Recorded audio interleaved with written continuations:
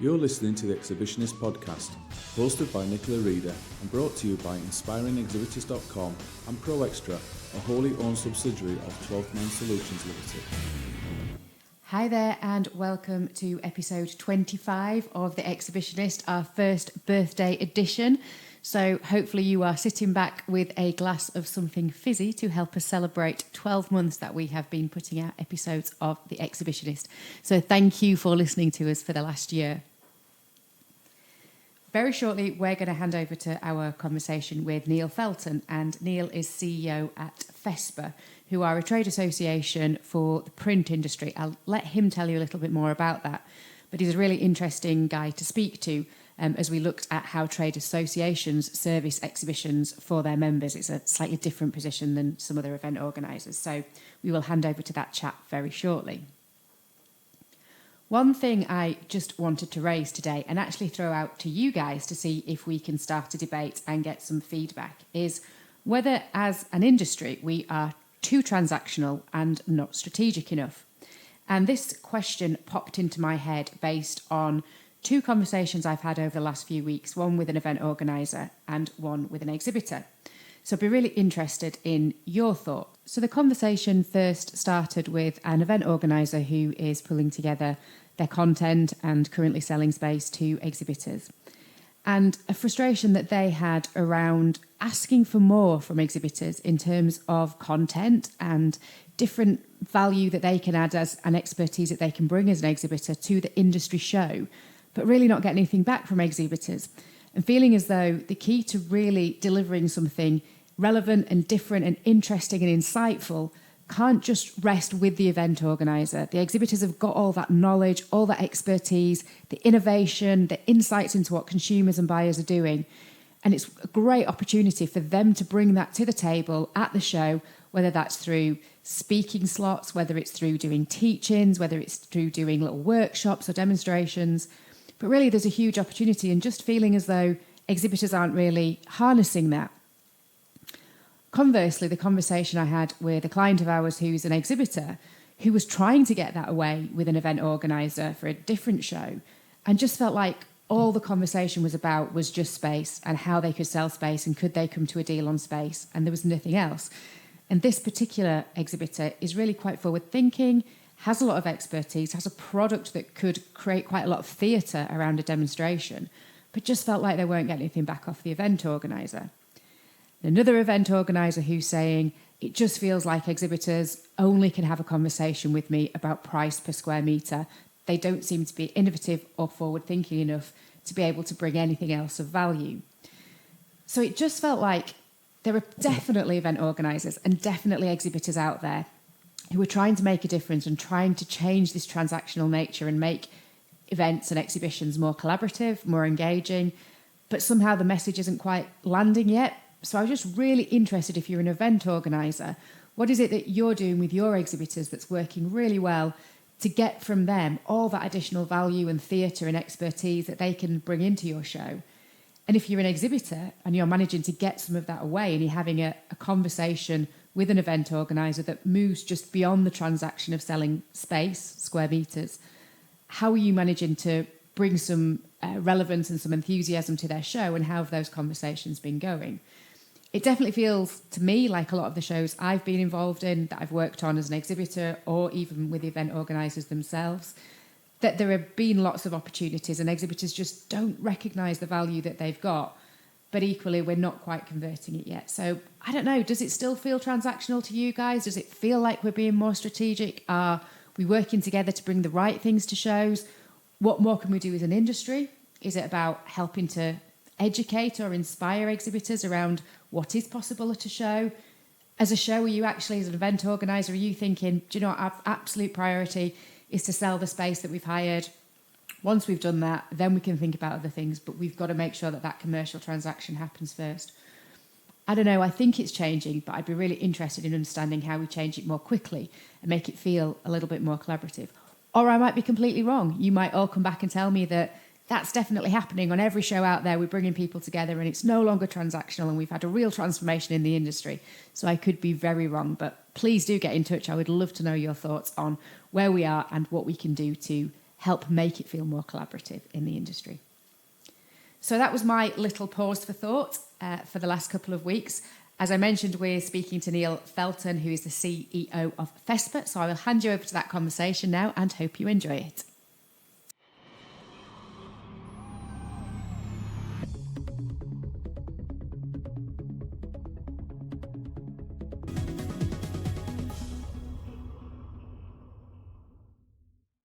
So on this week's episode of the Exhibitionist podcast, we are very excited to have joining us all the way from Mexico, Neil Felton, who is CEO at FESPA. So welcome to the show, Neil.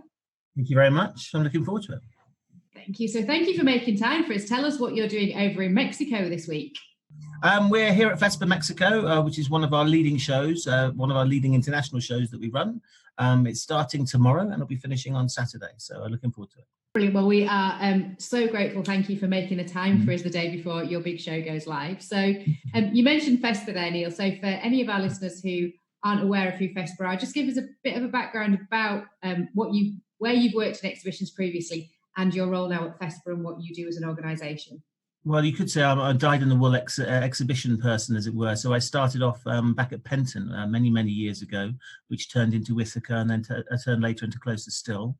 Then I moved to William Reed, where we did all those food exhibitions up in Birmingham and down in London. And then I moved to FESPA about 8 years ago. And FESPA are a federation of 37 associations. And we run trade shows around the world for the wide format print and specialty market. So when you say wide format print, I read that as being anything that isn't on paper but is printed. Is that kind of right? Not really, no. Basically, wide format is everyone has the view with regard to the printer on your desk, and that's one thing. But our wide format is anything which is larger than that, normally larger than 1.2 meters, and speciality. So it can be anything from wallpaper, which would be on paper. It could be vinyls to wrap a car. It could be carpets. It could be anything, really. So it's actually quite interesting, from interior design to fashion to graphics. It covers all the gamut of graphics. Wow, huge range of different industry it crosses there. Massive. So you've obviously got quite a long and distinguished career in exhibitions, really good pedigree there. But what is it that you really love about the exhibitions industry, and why is it still relevant in the modern digital era? You know, it's interesting because I have lots of the younger team coming up to me, or younger people coming up to me saying, "Yeah, what is it about exhibitions?" At the end of the day, we are the human condition is that we want to meet other humans, and we learn best from interacting. And exhibitions will always be very relevant. And I remember back in the days of Penton, it was actually called Independent Exhibitions, and the internet was coming along. People saying, "Oh, the internet's going to kill exhibitions." And actually, it's the complete opposite. What it does is it enables people to be more informed when they come to an exhibition. And people want to buy from people. They want to see the products. We talk about, for example, the wide format print industry. You know, you want to see, if you're spending £1.2 million on a print machine, you want to see it working. You want to see the quality of the print. You want to meet the sales engineer. You want to speak to the MD. You want to speak to the finance guy. You want to do all of these things and understand what it can do for you. And you can't do that via the internet. You can get some understanding, but you really need to get under the skin of things, and exhibitions enable you to do that. Yeah, it's that touching and feeling and tactile smelling, using all these senses to see and feel and taste different things. So you mentioned then with FESPA, you do lots of international trade shows all over the world. So tell us about some of the similarities and some of the differences that you see in different markets and nations in relation to exhibitions around the globe. I find that fascinating. So culturally, I think what we do and what a lot of exhibition organisers do is very interesting. By dealing with all the different cultures. The thing which is the same for exhibitions is that people still want to meet people, they still want to engage people, and they still want to get information. What the differences are around the edges of that. So, for example, the show which we're having in Mexico tomorrow will start at 12 o'clock. Now, the idea of that in Europe would be outrageous, and it finishes at 8 o'clock. And you walk around the show in Mexico and Brazil, and at 8 o'clock, the hall is rammed full of people. And then you go to Europe, there would be no chance of that happening. Very, very rare for a trade show to do that. So to me, there are some big differences, but they are all still linked back to the human condition that they want to meet and speak to people, and that's where it is. I would also say there are certain countries which are more open to education than others. The Asian market is thirsty for knowledge, as is the Latin American markets. And sometimes the European market can be more challenging from education. You need to get it spot on to make sure it's perfect for the Europeans. However, when you're talking about the Asians, the African market, the Latin American market, they are so thirsty for knowledge. Every single one of our seminars is absolutely full. It takes a little bit more work when we're talking about the European shows. So just picking up on that point, it's really interesting when you're talking about it takes a bit more work to get it right for the European market. Is that in terms of there's just a bit more resistance to being educated at trade shows? Is that not what people are going there for? Or? Well, maybe that could be the case. And they're very, a lot of the information which they've received at European trade shows, they've been to for many years. They understand what it is. They are normally quite developed. So the European market, for example, in wide format is more developed than many other markets. And so therefore, they are slightly ahead of the curve. And so therefore, they need to know something which is truly specific and groundbreaking for them to attend. Similarly as well, it could be down to the fact that our European show is by far the global leader of all of our shows. And so therefore, people have got 700 exhibitors to go and see. So they're more time poor with regard to making sure they get everything done. And saying that, I think what's really interesting is that you start to see the level of education increasing, actually driven by the Latin American, the Asian markets and the African markets. And is there a country that you can think of at all that's really opening up now for exhibitions that you think is providing a kind of really interesting new venue or location that perhaps people are just finding for the first time? I think there are various markets in Southeast Asia which are going to be interesting. I think Vietnam, Indonesia, Malaysia, certainly some of the Southeast Asian countries are interesting.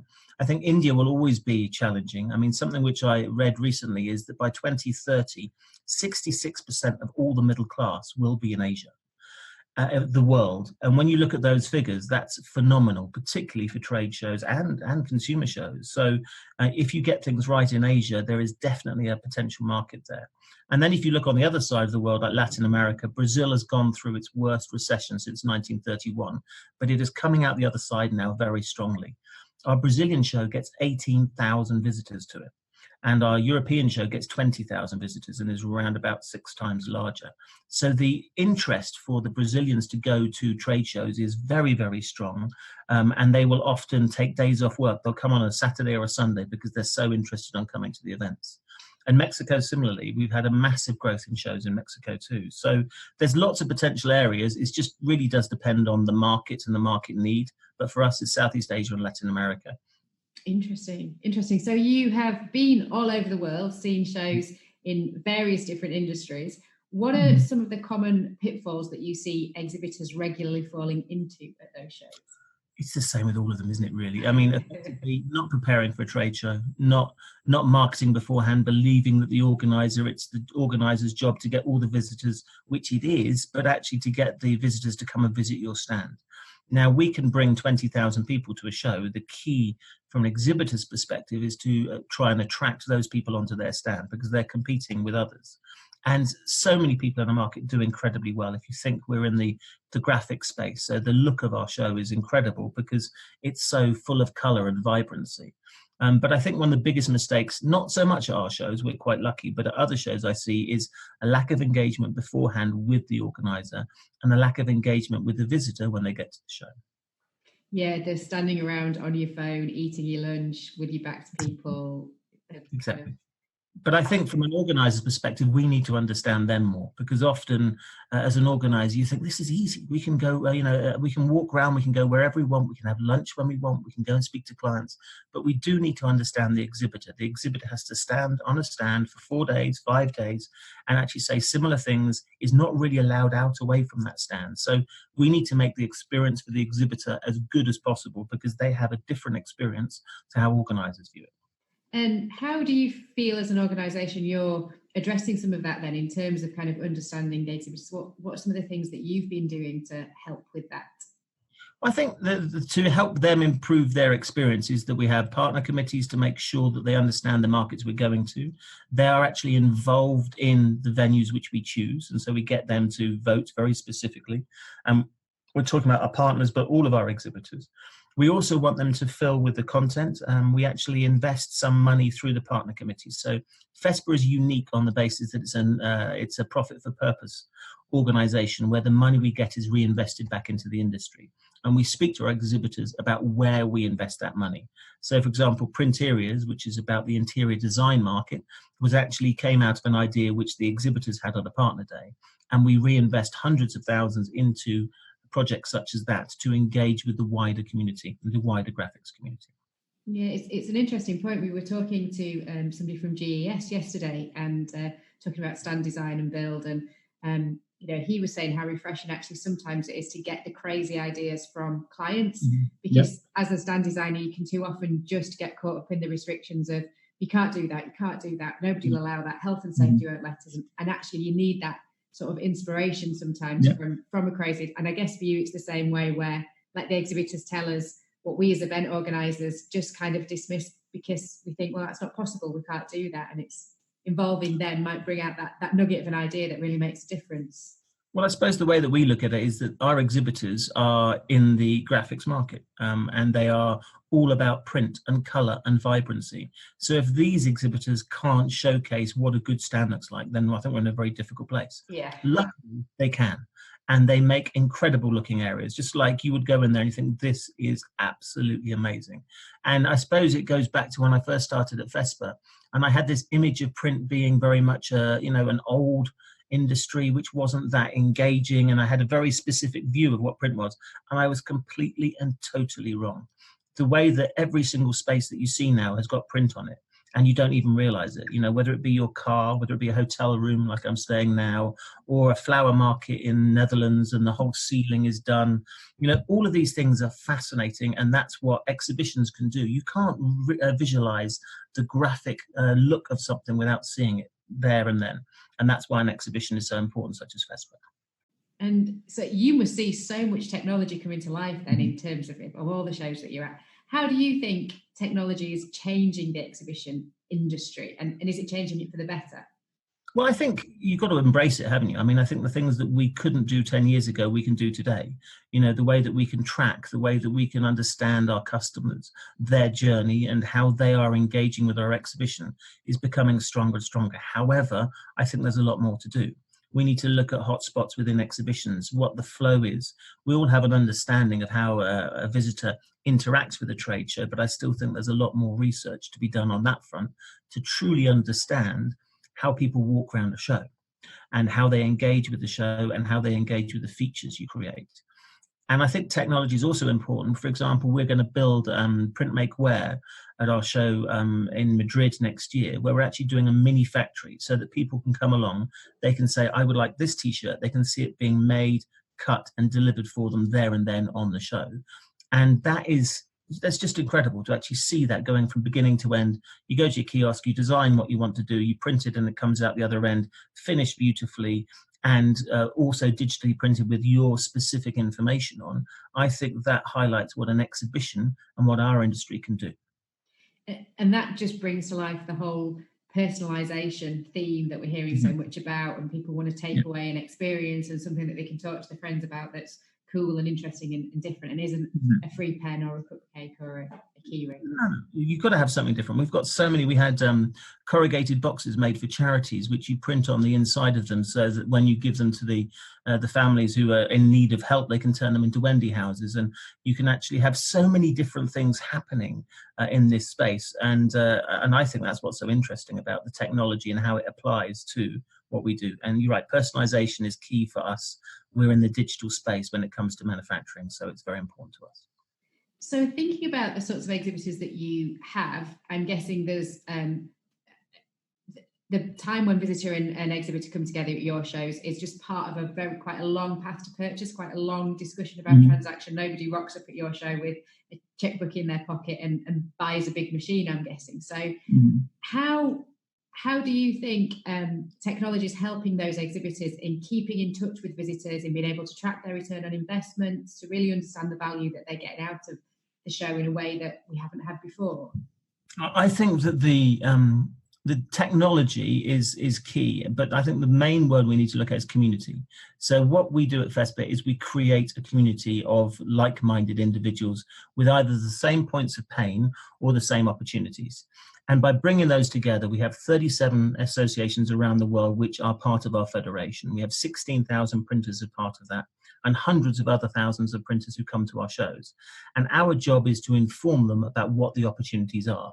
And using technology is one of the major ways we can do that, whether it be via podcast, whether it be via more interactive marketing. There's a whole range of ways in which we can engage with that community. But we see the technology as an enabler to reach and service the community. And as you say there, building that community is very much about how you establish a show being more than just 3 days. It's about something that's kind of alive for that community across the whole year as a centre of being able to network and share and learn and those kind of things. Exactly. So how do you think exhibitors could get more value from investment that they're making in shows? What are some of the ways that you think? Number one thing they can do is speak to the organizer, and not just speak to the organizer. Don't just book a stand with an organizer. Get to know the organizer, understand what they're doing, the markets they're from. You know, in our case, we're a federation of printers. So we have 16,000 printers and 37 associations who are actually supporting the industry. How can you work with us to engage with that community on a more rounded basis rather than just at the exhibition? So the number one thing I would say is that always try and work really hard with the organizer. And the thing is, if you're nice and civil and polite to an organizer, they will bend over backwards. Some people approach in a different way and they're very, well, we've got to negotiate hard and those things. Actually, when you look at it, the harder that you work with the organizer, the more you're going to get out of it, and hundreds of opportunities. And it goes back to the days when I used to run a fitness show, is that I used to get on with a couple of clients really very well. And I knew one of the visitors was looking for a whole load of treadmills, and I connected them with those guys. It's just part of what we were doing. And that suddenly they had a £2-3 million order because of the connections they made. And I think that's the number one thing. Connect with the organizer and work with them as closely as you possibly can, and you will get massive results. I think it's such a crucial point, and clients that we work with just seem to be a little bit scared of talking to organizers and feel that it's just that transactional, we've got to negotiate and get money off. They want to rob us. All they want to do is sell some space and then never talk to us again. And it's just not like that anymore, whether it ever was, but it's certainly not like that now in the exhibitions industry. And it can't be. For example, people talk about discounting and those things. Look, at the end of the day, we have a product. We do not discount, and we don't want to, on the basis that the last thing we want to do is for people to be saying, is this product worthwhile? We have a product, we believe it's worth this amount, and we will tell you why it's worth this amount, and we work with you really hard to make sure you get a return on your investment. And if you're straight with exhibitors and they will be straight with you, then it's a perfect relationship. It will work very, very well. I'm not saying it's all easy, but it's always very simple. If you communicate well with the organizer and you try and get as much out of them as possible, you will always do well. Yeah, and bear in mind that exhibitions are not the place to be skimping on the budget. They are big, expensive things to do, but they can return a huge amount of value to your bottom line if they're done well. So Neil, one of the other things I wanted to talk to you about is your membership on the AEO Council of Representatives. Now, anybody working in the industry will be clear about who the Association of Event Organisers are, but some exhibitors who listen to the show might not be. So can you just tell us a little bit more about what the AEO does and how it helps support the industry? The AEO is critical. I mean, I would say that I'm on the council, but they are massively influential and very, very useful for both us as organisers, but more importantly for exhibitors. We also have a conference for the organisers as well to understand what the trends are about technology and a whole variety of things. Then we have the AEO Awards, which is the #1 recognised award scheme in the UK, a fantastic event. I think it's always sold out every single year, normally in Grosvenor House. So it's there's many, many things that they do. And on top of that, it goes back to what we do. We are face-to-face professionals, and having this council, you'd have up to 20 of the leading exhibition organisers in a room discussing the issues which matter to both the organisers and their clients. And I think that's why the AEO is so important. If you're an organiser, get involved with the AEO. If you're an exhibitor, contact the AEO and find out more about how you can make more from your presence at an exhibition. And I think it should be reassuring for exhibitors who are listening to understand that there is a professional body behind the industry who are lobbying on their behalf in terms of some of the health and safety issues, some of the policy issues, just the things that exhibitors don't even have to think about, because there is this professional organised body who are just doing quite a lot of that behind the scenes to make exhibitions run smoothly and safely. And I think sometimes exhibitors don't see that side of the industry. And I would suggest any exhibitor get in contact with not just your organizer that you're going to the show with, but also as well, Chris and the team there are fantastic at the AEO. They are always there to help. Their job is to make exhibitions better for everybody.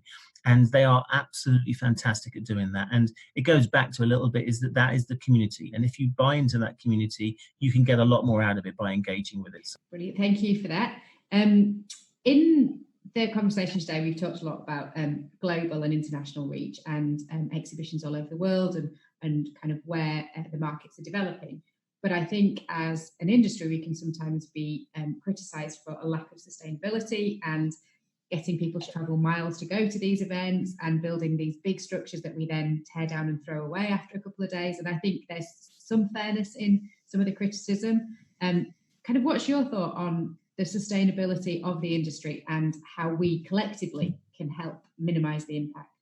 Well, it's interesting you say that because there's always these arguments. Sustainability is, of course, massively important.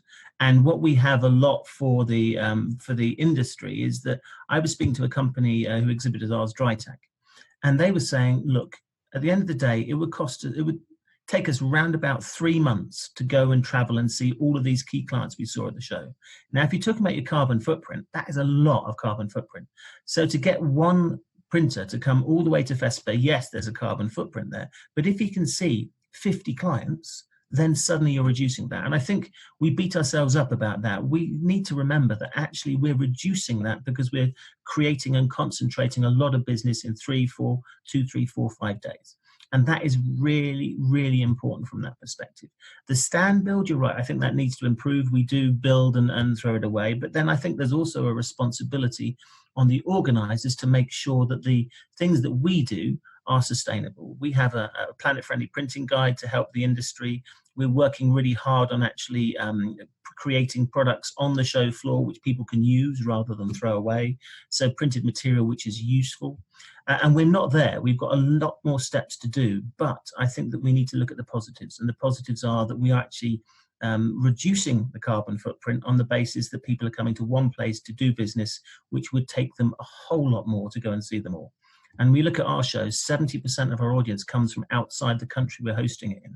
So imagine how much it would cost for that exhibitor to go and visit all those countries.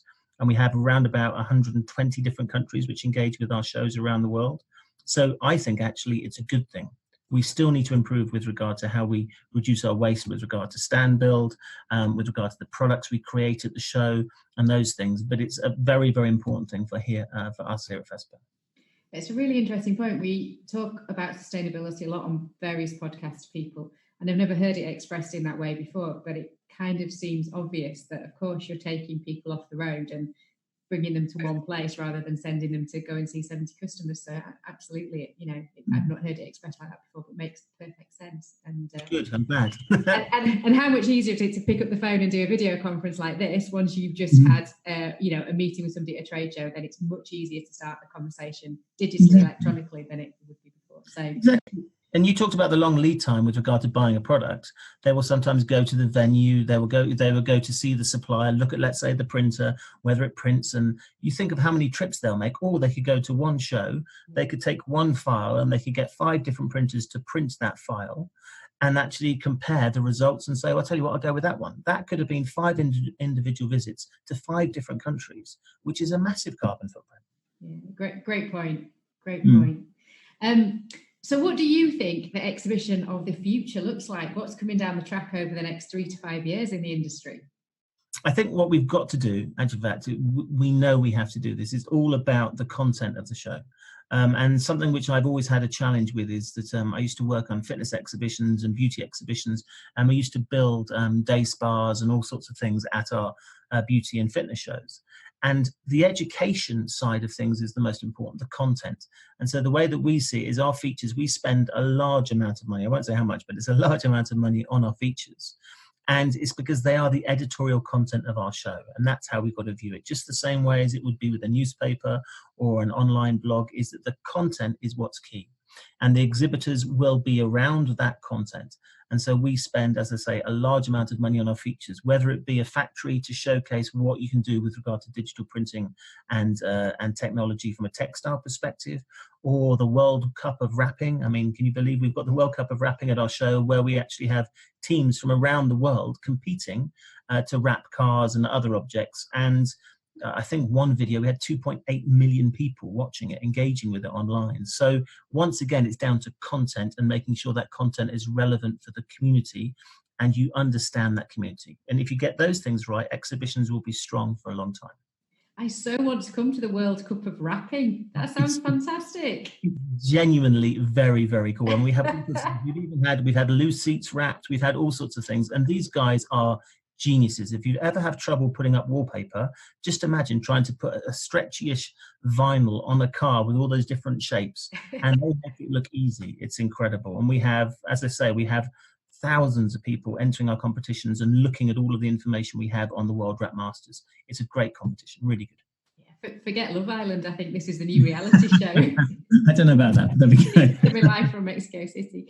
So you talk about content, and it is a huge part of shows now, and increasingly so. And I think exhibitors can definitely take the lead now in talking to event organisers about creative ideas. They've got the content.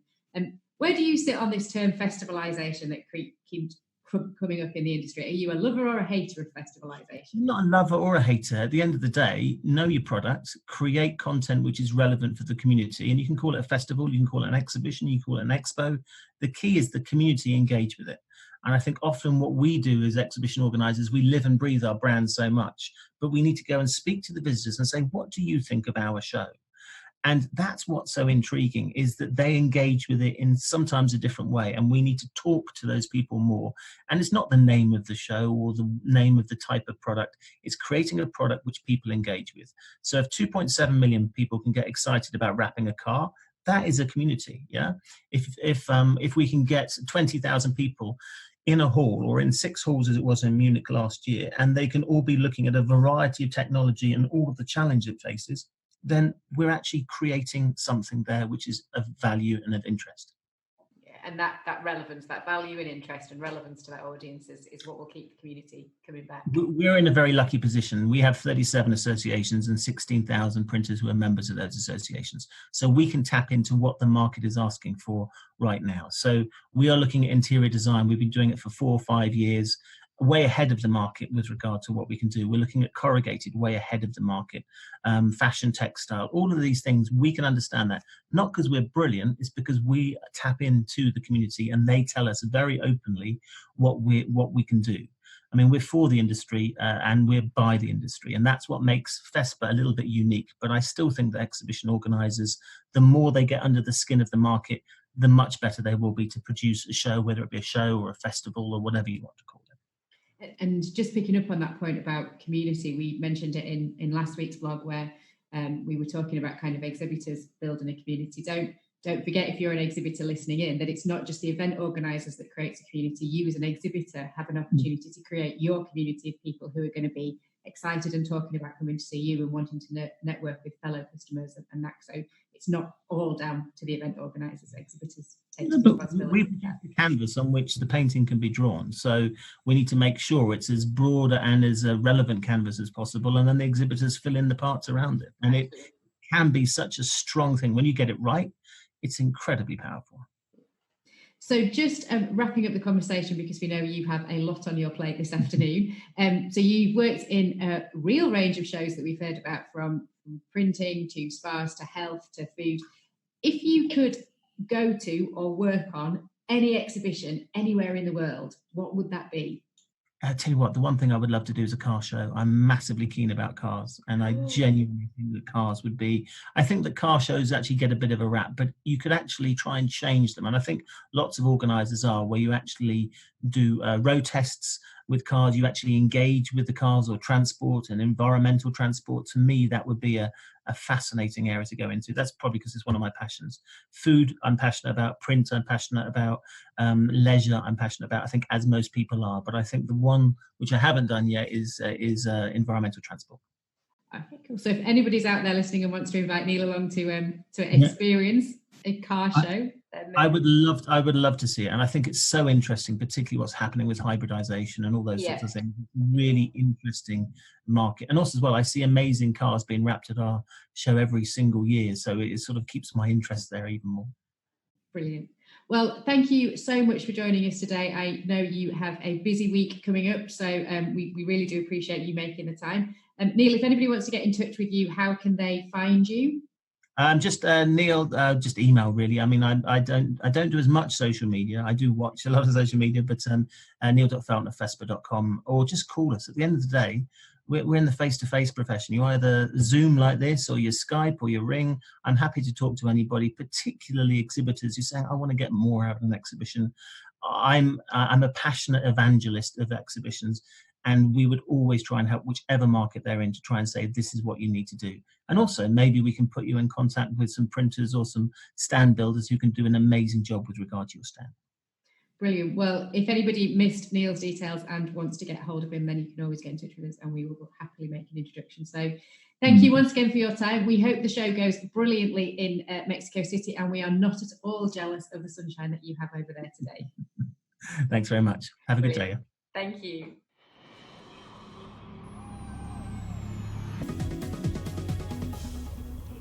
So thanks to Neil there for joining us all the way from sunny Mexico. Hopefully you found that useful and also learnt a little bit more about the AEO if you weren't aware of who they were and what they did on behalf of the industry.